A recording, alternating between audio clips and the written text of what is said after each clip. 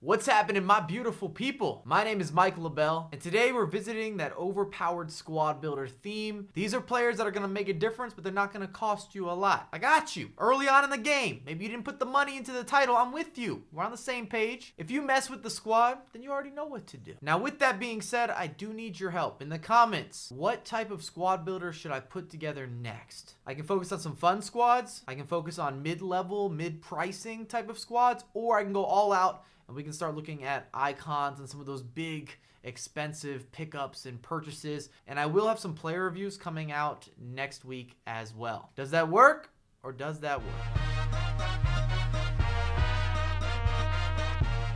On screen, you see the squad. We're in the classic 4-4-2.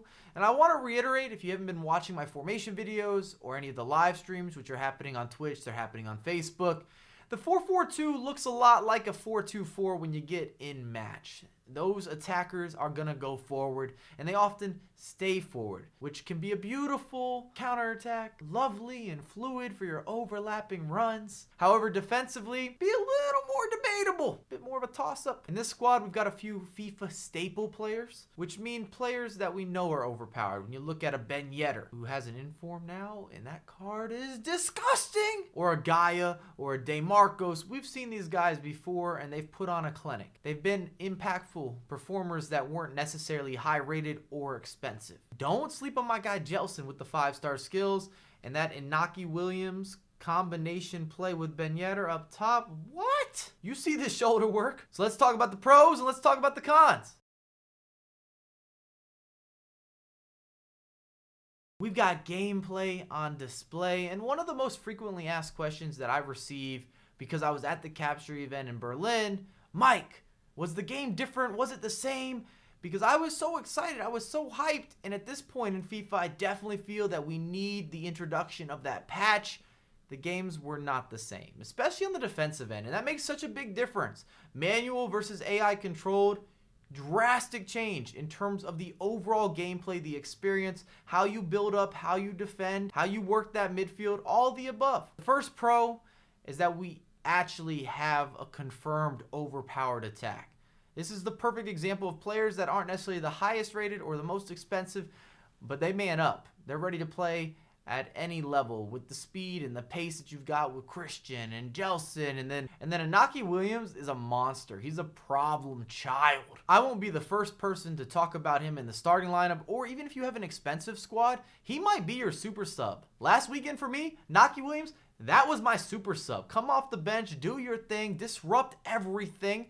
And he has aerial pursuit. He'll score some of them ugly, clumsy goals that you need, especially in FIFA 19 towards the end of a match as a super sub. The point is, I love the attack, and it will work against even high-rated defenders or high-caliber oppositions. I basically made a section for Williams. He's that good. The same can be said for the Kondogbia realm, which is what I put on our pros, because he is just that dominant. He's such a special player, and he's not going to come at a real cheap price tag, even though he's an 82 overall, mainly because he actually lives up to the hype and then some. He is the perfect definition of overpowered.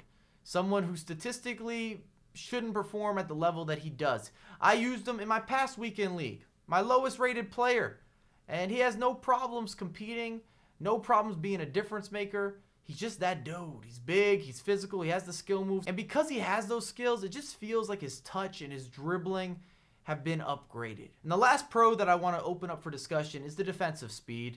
I know that we talk about, hey, pace isn't everything, but at the same time, if you get players that are fast, they give you a chance on a recovery to get that extra bump, the slide tackle, maybe even to recover in the air and win a header. And this team does not lack pace, whether it's the center backs or it's your fullbacks. They are going to have the ability to chase down attacking players. Moving on, we have the cons, and I want to discuss the offensive physicality, and it might even be a little bit of a reach to even talk about these being severe cons, because we do have Williams, who is a physical, disgusting human being. Anyways, outside of Inaki Williams, with your front four of that attack, Ben Yedder, Christian and Gelson Martins. None of those guys are going to give you a lot of physical play. That's not what they're in the team to do. Yes, they're all fast, they're agile, you got skill moves, you got the weak foot, you got all these other great attributes and good statistics, but if you were going to pick out a flaw, none of them are going to win 50-50 bumps. You're going to have to beat your opposition in a different way. Beat them with some skill, beat them with some technique. It's not going to be that lumberjack, bulldoze effect. In the last con, we're talking about defensive jumping. And our back line's really not that small. I think DeMarcos is 6 foot.